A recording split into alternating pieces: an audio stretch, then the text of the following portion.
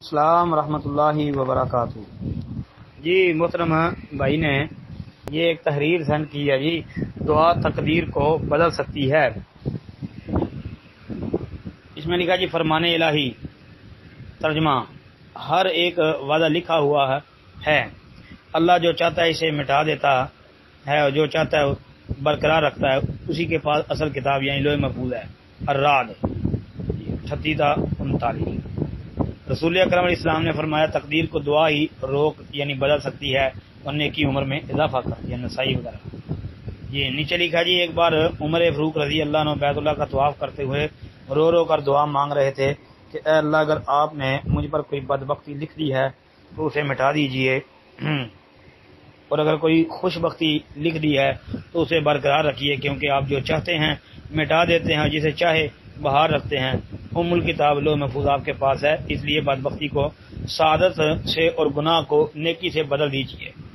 جی محترم بھائی، پہلی بات تو یہ ہے کہ یہ جو روایات پیش کی جاتی ہے نا اس حوالے سے کہ دعا جو ہے اس سے تقدیر بدل جاتی ہے، اس میں ایک روایت حضرت سلمان فارسی رضی اللہ عنہ کے حوالے سے ہے کہ تقدیر کو کوئی چیز نہیں بدل سکتی سوائے دعا کے، اور عمر میں کوئی چیز اضافہ نہیں کر سکتی سوائے نیکی کے۔ یہ روایت یہ روایت ترمذی وغیرہ کے اندر تو موجود ہے کتاب القدر میں، لیکن روایت کے اندر اختلاف ہے۔ بعض اہل علم اس کو حسن سمجھتے ہیں، جیسا کہ شیخ البانی وغیرہ انہوں نے صحیح ترمذی میں حسن قرار دیا ہے۔ بہرحال یہ روایت کے اندر کلام ہے جی۔ سند میں سلیمان التیمی جو ہے یہ ان سے بیان کر رہا ہے، مدلس ہے۔ اس کے علاوہ سنن ابن ماجہ میں بھی روایت آتی ہے، 90 نمبر پر بھی آتی ہے اور 4022 نمبر پر بھی موجود ہے، لیکن ابن ماجہ والی سند بھی ضعیف ہے، تو روایت تو اس بارے میں یہ ثابت نہیں ہے۔ دوسرا، یہ حضرت عمر فاروق رضی اللہ عنہ کے حوالے سے جو لکھا ہے، یہ جو دعا مانگتے تھے وہ والا جو ان کا دعا مانگنا سورۃ الرعد کا جو انہوں نے حوالہ دیا ہے، اور نیچے ابن جریر کا حوالہ ہے۔ بھائی حضرت عمر رضی اللہ عنہ والا جو معاملہ ہے یہ تو فی الحال سند نہیں ملی جی، تو اس لیے حضرت عمر رضی اللہ تعالی عنہ کا طواف کرتے ہوئے اس طرح یہ دعا کرنا، یہ تو بھائی سند سامنے آئے گی تو پھر ہی بتائیں گے کہ آیا کیسا ہے۔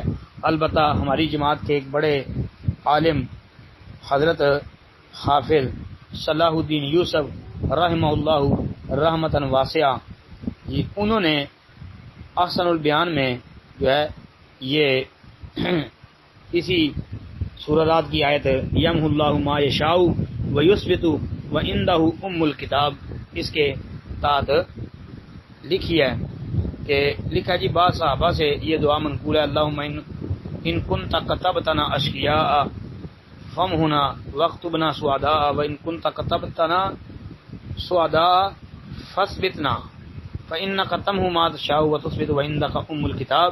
اور حضرت عمر سے بھی جو منقول الفاظ ہے دوران طواف وہ بھی انہوں نے لکھے ہیں ابن کثیر کے حوالے سے، اللہم ان کنت کتبت علی شقوۃ او ذنبا فامحہ فانک تمحو ما تشاء وتثبت وعندک ام الکتاب فجعلہ سعادۃ ومغفرۃ۔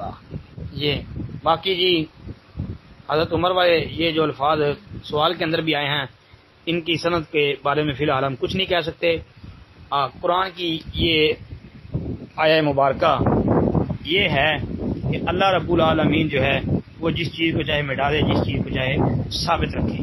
باقی اس بارے میں جو روایات بیان کی جاتی ہیں وہ بھائی روایات تو سندن کمزور ہی معلوم ہوتی ہیں، اگرچہ ان کے بارے میں اختلاف ہے، بعض کے نزدیک حسن ہے، لیکن راجح جو ہے موقف وہ یہی ہے کہ وہ روایات ضعیف ہی ہیں۔ السلام علیکم ورحمۃ اللہ وبرکاتہ۔